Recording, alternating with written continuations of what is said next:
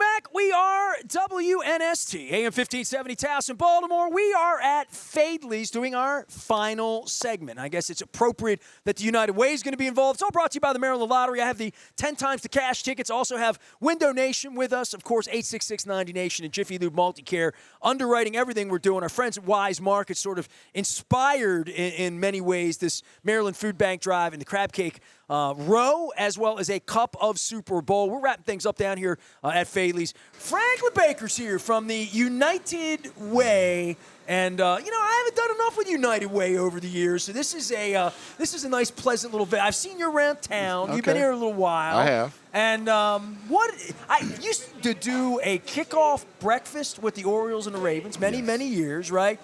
Yeah. I attended those. But when I think of the United Way, it came to me as a young boy being a Colts fan. The United Way was always a part of what the National Football League did for many years, right? We still are. You good? Well, you get some help then. Yes. What's the United Way of Maryland all about?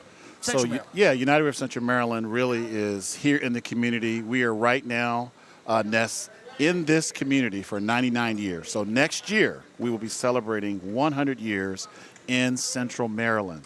Phenomenal. Well, you know what? I'm in the middle of my 25th anniversary, and I stole all sorts of ideas from the lottery. Yes. They had their 50th anniversary last year, and I'm like, well, if they're making a big deal out of 50, I better make a big deal out of 25. So I have these moments of glory we're doing online. Curios sponsored all these old pictures and images.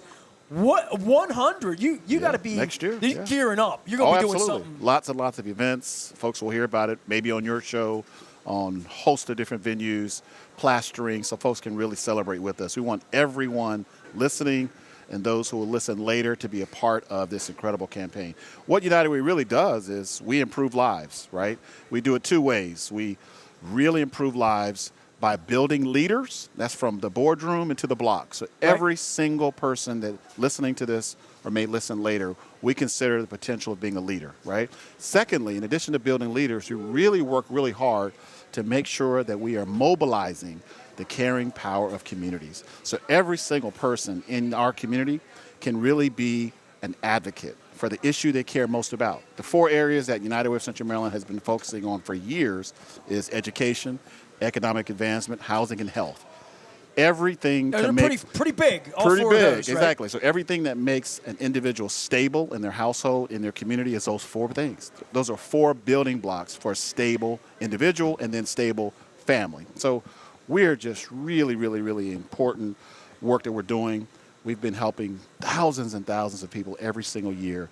And again, for 99 years, we've been doing this work. I like to say, Ness, United Way of Central Maryland is providing what's needed, where it's needed. Well, I think of these big overarching groups like United Way, and I've been hearing it all my life. 50 years I've heard about United Way. I've been to your events.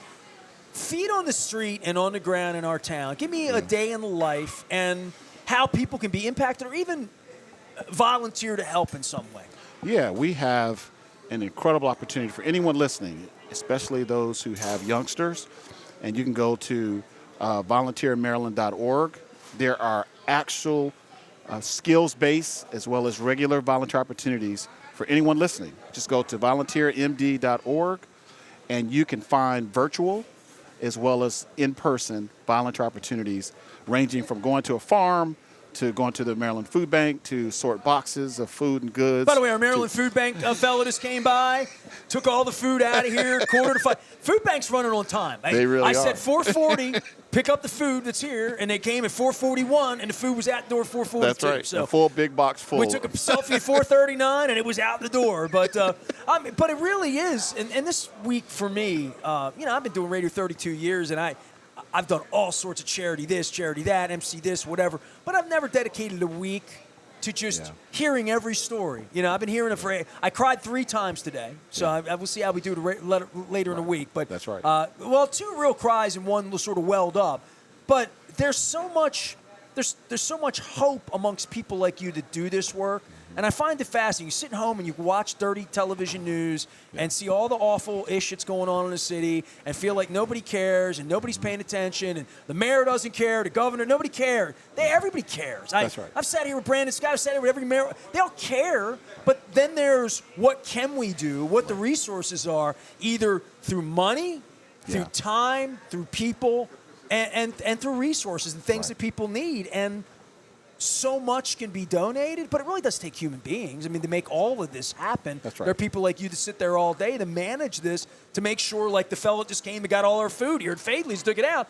It really does take a whole ecosystem to service a city that's struggling. We know that. It really does. It really does. And I think during the pandemic, seems like a long time ago, but it was in March of 2020 when the whole entire world was shut down. So it really forced us, honestly, Ness, to change how we were looking at impacting lives. For example, there's so many people, through no fault of their own, who were now faced with the probability of being evicted from their apartment, from their home, having to switch jobs, losing their job, furloughed, downsized, reduced hours.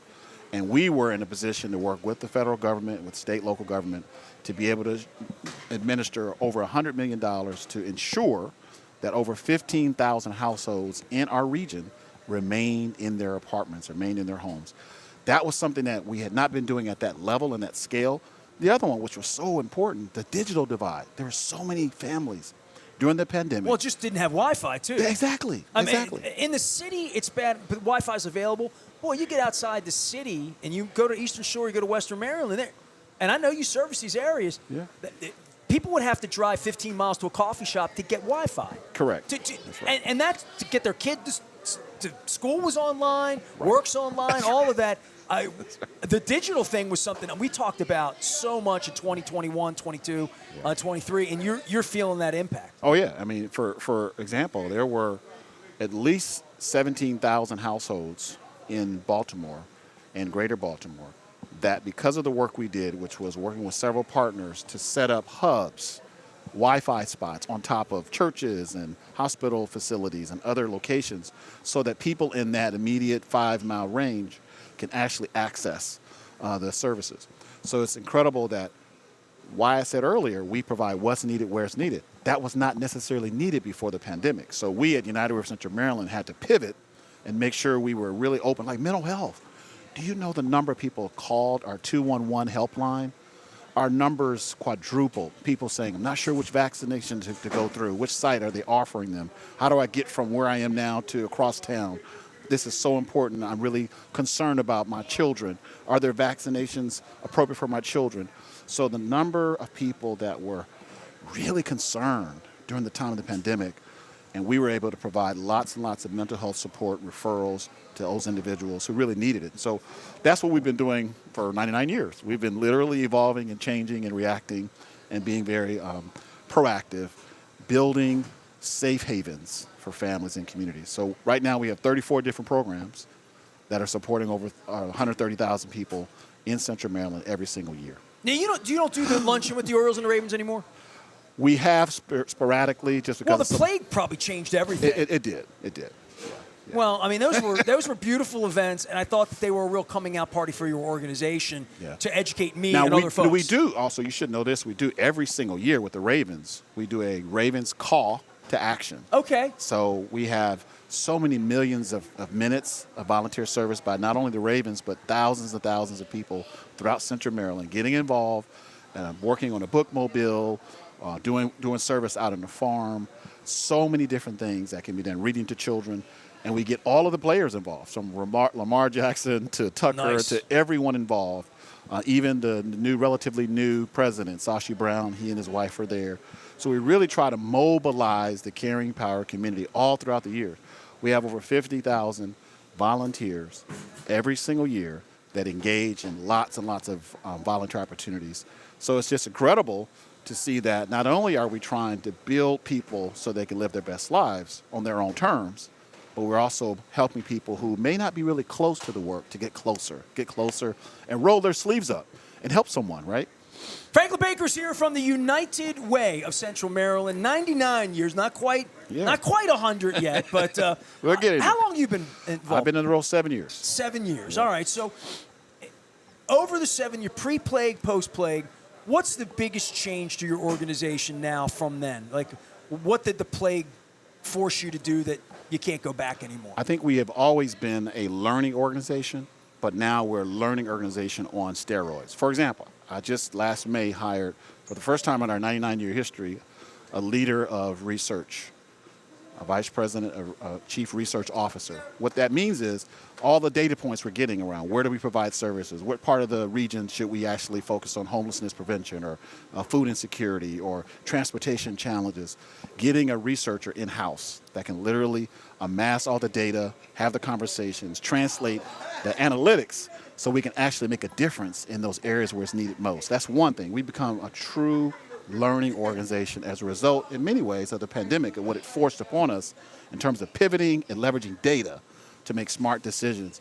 The second thing is we really believe the power of collaboration and partnerships. We have so many more partners now than we've ever had before, from the government partners, right, to legislators, to foundations, to other provider partners that work with us closely. And the last thing I'll mention is this entire community that we're serving called ALICE. It's an acronym for your listeners that stands for Asset Limited, Income Constrained, Employed. There are 2.3 million households in the state of Maryland. 860,000 of those households are ALICE.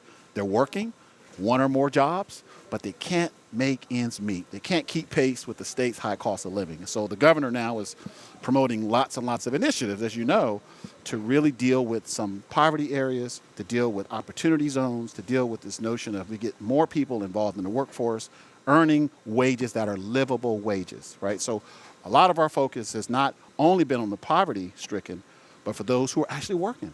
They're working one or more jobs, but they can't keep pace with this high cost of living that all of us are dealing with. And so it is incredible to see the progress we're making with the ALICE households, the ALICE families.